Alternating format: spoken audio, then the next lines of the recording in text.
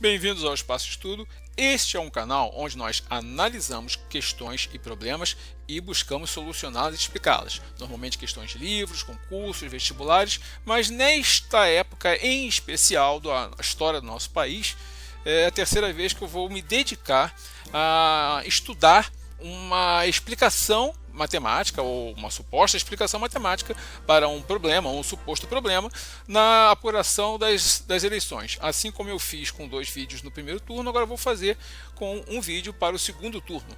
Não esqueçam-se de curtir o vídeo, inscreverem-se no canal, ativarem as notificações e compartilharem com os seus colegas o que vocês verão aqui. Este vídeo é para todos os brasileiros, por isso da nossa bandeira aqui, por isso está o nosso hino aqui, é para quem é de esquerda, é para quem é de direita, é para quem votou no Lula, para quem votou no Bolsonaro, é para todo mundo. Portanto, eu sugiro, assista até o fim, tenha paciência, você tem uma surpresa lá no final, acho que você vai gostar. Ok? Aqui, o que eu vou fazer a análise? Vou fazer uma análise de um conjunto de imagens que eu estou recebendo de todas as formas possíveis e imagináveis por tudo quanto é lado.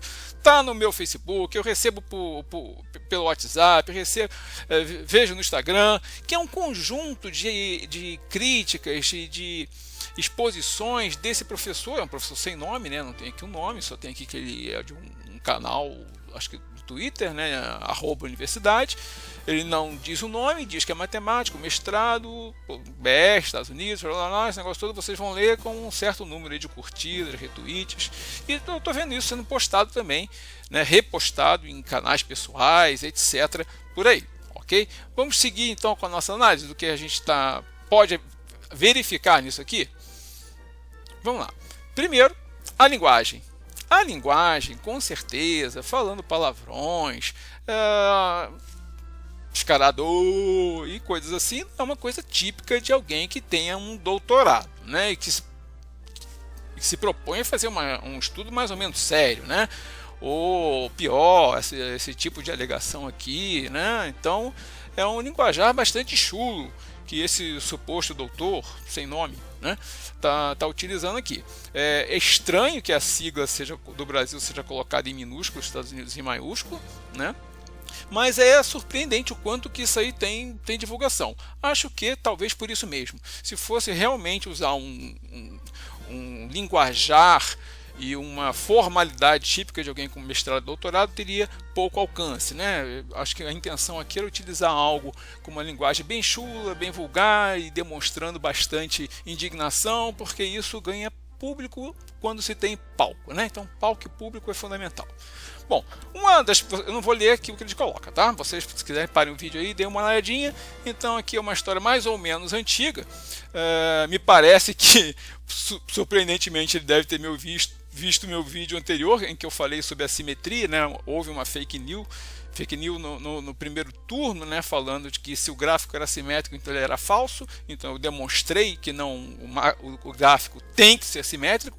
Então aqui ele já abre dizendo que o gráfico tem que ser simétrico, né? Então ele concorda comigo. Opa, beleza, parabéns, muito obrigado, entendeu a mensagem e ainda deu apoio, né? Termina por aqui.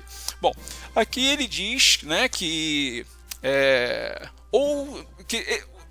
esta aqui seria a forma correta dos gráficos, simétricos sim, mas que para a apuração de mais de 100 milhões de votos teria que oscilar.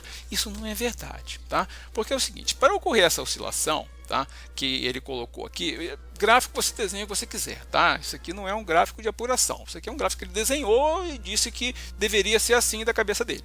Então, vamos olhar para o gráfico? O que acontece? Para que nós tivéssemos essa situação aqui, o candidato B, a gente teria que estar contando apenas os votos do candidato B, para que a proporção de votos válidos dele subisse e do candidato A caísse. Então eu teria que estar contando apenas os eleitores, ou majoritariamente contando os votos dos eleitores de B.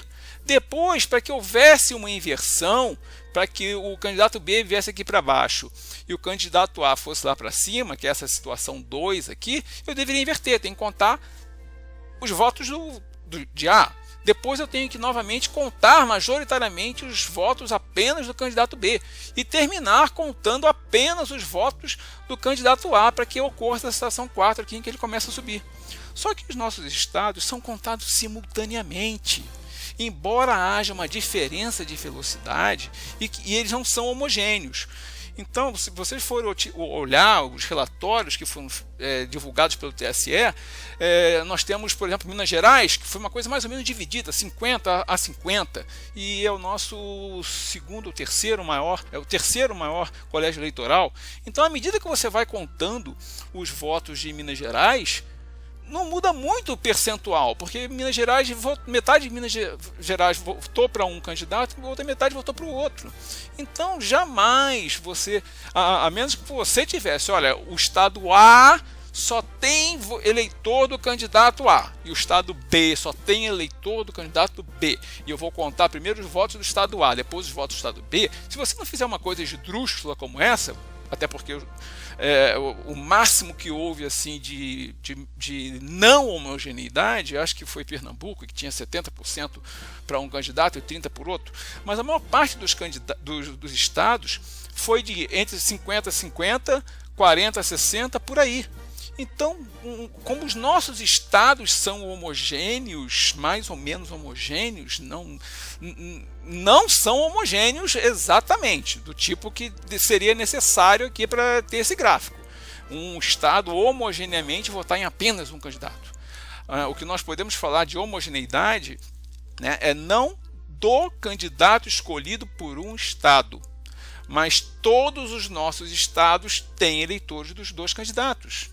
Então nunca haverá uma situação de altas e baixas como foi colocado nesse desenho aqui que ele fez, né? Então as contagens são simultâneas e as velocidades variam. Tem estado que termina um pouquinho antes do outro. Então isso aqui simplesmente é uma coisa inventada da cabeça dele, que ele não demonstra de forma alguma, não esclarece por que ele entende que seja dessa forma, ele não prova nada, tá? Ele só diz que deveria ser assim da cabeça dele, mas se você for analisar o que o gráfico diz isso aqui: teria que contar alguns eleitores, depois os outros, alguns eleitores, depois os outros. Ele quer alternar a contagem, que realmente eu não imagino nem como se conseguiria fazer uma coisa dessa.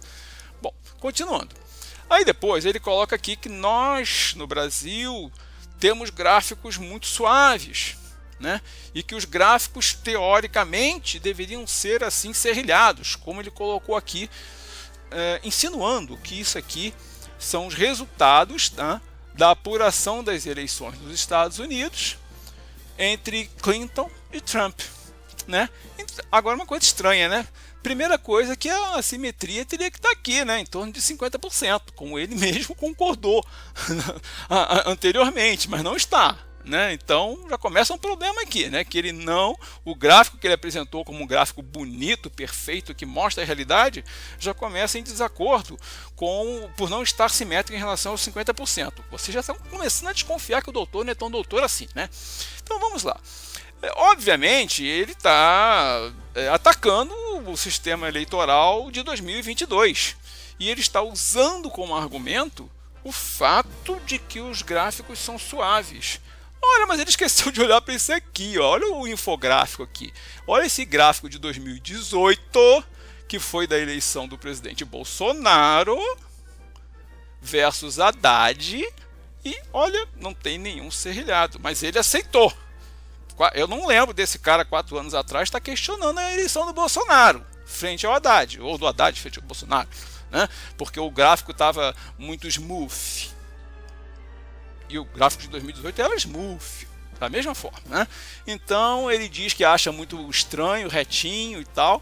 Aí ele coloca aqui, né? Isso aqui é uma postagem dele que eu dividi em duas só para caber melhor aqui no gráfico, porque eu queria que isso aqui que ele colocou como errado, como suspeito, está exatamente igual a 2018, que ele não achou suspeito. Ele não falou nada 4 anos atrás. Não lembro desse cara questionando a eleição do Bolsonaro 4 anos atrás por causa do formato do gráfico, né? Bom, tudo bem, vamos lá, vamos seguir, né? Mais uma coisa, eu coloquei novamente essa mesma postagem dele. Por quê? Porque um querido amigo meu que esteve pesquisando, ele encontrou que gráfico é esse. Esse gráfico não é da apuração presidencial dos Estados Unidos. Esse gráfico é uma pesquisa de opinião realizada ao longo de 1 ano. é uma mera pesquisa de opinião. O pesquisador coloca o gráfico que ele quiser, do jeito que ele quiser, ele classifica os dados em quantas classes ele quiser, ele coloca no formato de pizza, ele coloca no formato de barra, ele faz o que ele quiser. Agora, o importante é que esse suposto professor, doutor, ele colocou um gráfico de pesquisa e uma pesquisa de opinião, nem sei o que foi perguntado nessa pesquisa de opinião, mas não tem simetria em 50%. É ao longo de um ano, aqui ó, de 2015 a 2016, não é uma apuração de votos. Isso aqui não é uma apuração de eleição. E o cara dá a entender, ele não diz, mas ele dá a entender ao comparar com a nossa, né? Então, a simetria... Não, aliás, mais uma coisa, né? Ele iniciou a sequência de imagens dele concordando que precisa haver simetria. E esse gráfico que ele colocou aqui, olha só, não existe simetria nenhuma. Não está em torno de 50%. Tanto é que se você for olhar para cá, olha só, aqui nesse cantinho, o que essa criatura colocou? Aqui nós temos um candidato abaixo de 45% e o outro também. O somatório dá menos de 100, não chega a 90% aqui de votos.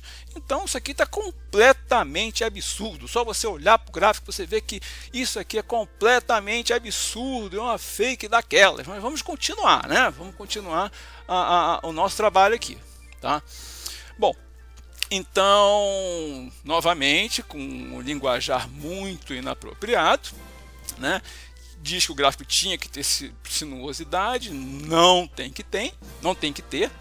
Depois ele fala sobre o cruzamento, né, o ponto de cruzamento. Eu não vou detalhar muito aqui sobre o ponto de cruzamento, porque isso seria um outro vídeo, eu não vou fazer isso agora, tá? Bom, mas aqui é onde ele colocou esse assunto sobre o cruzamento dos gráficos, que simplesmente não tem nenhum significado, né? Isso aqui remete à imagem que eu usei para o meu segundo vídeo do primeiro turno, tá? Este aqui, azul, peraí, uma pequena falha da caneta. Este gráfico aqui, azul, ok, entrei na camada correta. Pois bem, este gráfico aqui em azul é o gráfico original que eu peguei. Tá aqui a corzinha aqui, ó. Esse aqui é o do Bolsonaro. Esse aqui é o original do Lula. Eles tiveram um cruzamento. O que isso aqui significa? Isso aqui simplesmente demonstra, vocês vão poder olhar isso detalhadamente no segundo vídeo que eu fiz anteriormente, que houve uma diversidade de velocidade de apuração. Então o que acontece? E no segundo turno aconteceu a mesma coisa, né? O Sul e o Sudeste foram mais rápidos na transmissão dos dados. Então os dados deles terminam primeiro, né? O Nordeste, onde o presidente Lula tinha maioria, os dados chegaram mais atrasados, chegaram depois. Então quem olha para o início da apuração, como estão sendo apurados só os estados onde o presidente Bolsonaro tinha maioria, então o que acontece? Ele aparece na frente. Aí à medida que vão entrando os dados de outros estados, norte, nordeste, aí a situação vai mudando. Mas o que acontece? Se a apuração seguisse uma ordem contrária, tá? Se a apuração começasse, em vez de pelo sul, né, começasse pelo nordeste, se o envio de dados fosse mais rápido pelo nordeste do que pelo sul, o que aconteceria seria o seguinte, olha, em vez de Bolsonaro ter essa curva azul, ele teria essa curva verde aqui, ó. Ele começaria atrás e o Lula começaria lá na frente, lá em cima. E à medida que a apuração fosse evoluindo, o que ia acontecer? O Lula iria caindo e o Bolsonaro iria subindo. Até onde? Até exatamente o mesmo lugar, não muda nada. A forma do gráfico ela é definida apenas pela agilidade de cada sessão eleitoral enviar os seus dados. Cada sessão eleitoral que termina e envia, os dados vão entrando ali. Mas da mesma forma que eu fazer uma conta de 2 mais 3 é igual a 5, ou eu somar 3 mais 2 igual a 5, a ordem do que eu estou somando não altera a soma, a ordem da adição não altera a soma, no final iria se chegar exatamente ao mesmo resultado que está aqui. iriam ser contados o total de votos, iriam ser contados o total de votos para o candidato A, iriam ser contados o total de votos para o candidato B, e se chegaria exatamente ao mesmo número, o percentual de um e o percentual do outro. Então, a forma do gráfico, se cruza antes, se cruza depois, se cruza junto, é absolutamente indiferente. Isso apenas indica qual foi a ordem de cada região, né, no envio, qual foi a agilidade, a velocidade de cada sessão eleitoral para enviar os seus dados, apenas isso. Então, se o Nordeste tivesse sido mais veloz do que o Sul e o Sudeste, a curva seria diferente, mas chegaríamos rigorosa e exatamente ao mesmo resultado final. Bom, aqui eu coloco um texto que você pode ler, mais ou menos sintetizando o que eu acabei de falar. Aqui, vamos lá. Existe um negócio chamado pseudoprofundidade, que é quando as pessoas gostam de enrolar, parecerem extremamente profundas, sofisticadas, é um negócio de altíssimo nível, a gente olha nem entende, aí o que a gente não entende impressiona e engana. Então, a maior parte das pessoas não tem um domínio de inglês e nem de linguagem de computação, linguagem de programação. Tá? Então eu quero que neste momento eu quero traduzir o que esse suposto professor dessa suposto canal conta, sei lá, @universidade fez. Traduzindo esse troço aqui.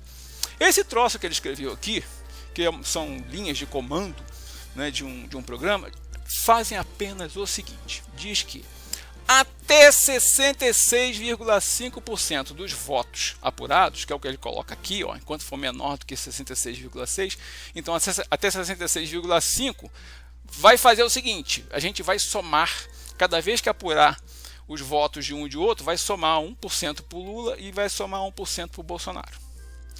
E depois, nessa partezinha aqui, que diz, olha, quando for maior ou igual a 66,6, ou seja, após 66,5, vai acelerar.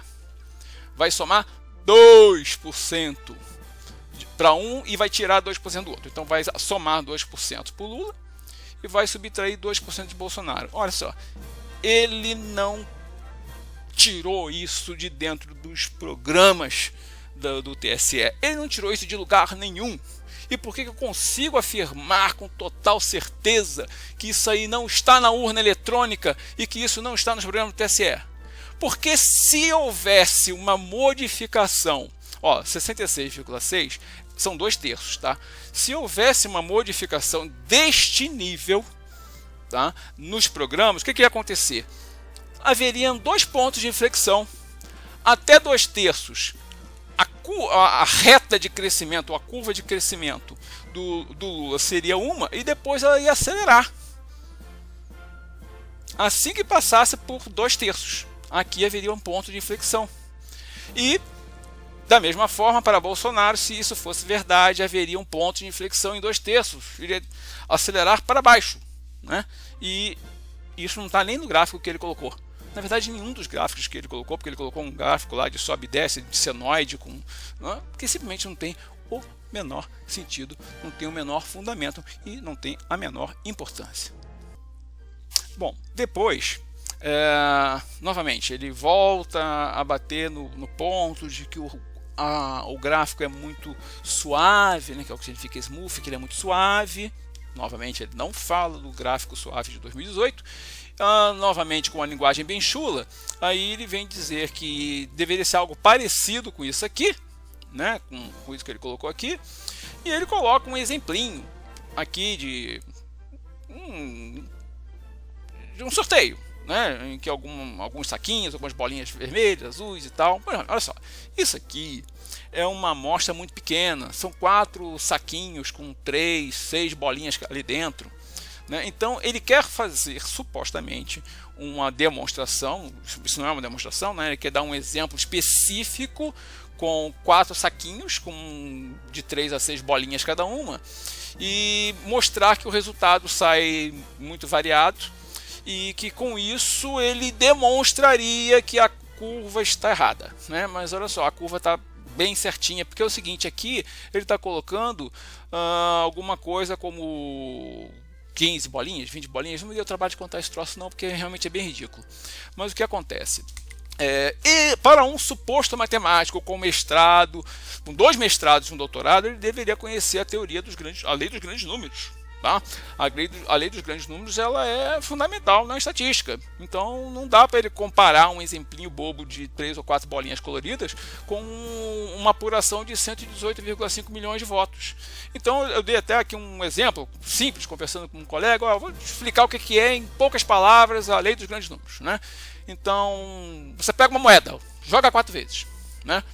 Podia até fazer mais. Jogue uma moeda, uma única moeda. Você sabe que tem 50% de chance de dar cara ou coroa, certo? Você joga uma moeda, dá cara. Caramba, deu 100% de cara. É claro que jogando uma moeda só não tem como dar metade de cada lado, né? Mas isso é um exemplo exagerado que demonstra como é que é o esquema da lei dos grandes números. Quanto menor for a sua amostra, menos você vai conseguir verificar aquela probabilidade. Se você joga 2 moedas, pode sair 2 caras. Aí, meu Deus, não tinha que dar necessariamente uma cara e uma coroa, porque são 50% de chance para cada uma? As chances, né, as probabilidades de um evento só ficam evidentes quando você tem uma grande amostra, uma grande repetição de eventos. Então foi o que eu coloquei aqui no texto. Se você pega e joga uma moeda 4 vezes, ou pega e joga 4 moedas uma vez, você vai verificar que você pode ter 2 caras, 2 coroas, mas pode até eventualmente sair em 4 caras. Se você ficar assombrado, não, mas peraí, não tinha que ser 2 a 2? É porque a amostra é pequena. Amostras pequenas podem ter essas variabilidades, essas variações. Mas se você lançar 10.000 vezes uma moeda, ou jogar 10.000 moedas e for contar tudo direitinho, você muito provavelmente vai ver direitinho acontecendo o que se espera na probabilidade. Você vai quase com certeza encontrar 5.000 caras e 5.000 coroas, ou números muito próximos, 4.800 e alguma coisa, 4.900 e alguma coisa para cada um, ou 5.000 e pouquinho para cada uma delas. Então você pode checar aqui os valores, os exemplos, 4 para lá, 4 para cá, e dar uma lidinha aí que você pesquisa também na internet, que você vai ver o que é a lei dos grandes números, você vai me entender e você vai concordar que esse suposto doutor em matemática está falando uma enorme de uma bobagem. Bom, e mais uma coisa, tá? Se você vai pesquisar, como um colega meu pesquisou, fomos ver o professor sem nome do @universidade, simplesmente é de uma conta que não existe. Aqui está, eu procurei lá, cliquei e tal, não apareceu. Então, vamos fazer algumas reflexões, agora que estamos chegando ao final do vídeo. Meus amigos, quem apela à mentira, se o faz, é porque não encontra apoio na verdade.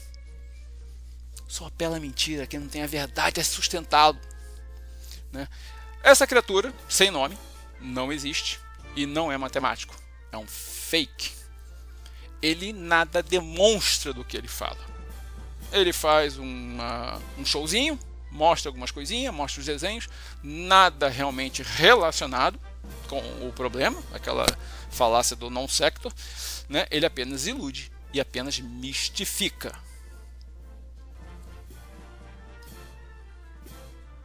E por fim, né, visto que nós estamos num momento em que se espera muito das forças militares, das forças policiais, eu gostaria de relembrar, assim como eu que sou um reservista, assim como vários outros que estão na ativa, estão na reserva, que nós juramos bandeira, e quem jurou bandeira tem alguns compromissos com a honra, com a integridade, com as instituições que precisam ser defendidas.